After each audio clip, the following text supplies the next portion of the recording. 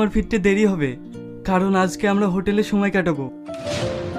সেটা আর আমার পক্ষে সম্ভব নয়, কারণ আমি মা হতে চলেছি।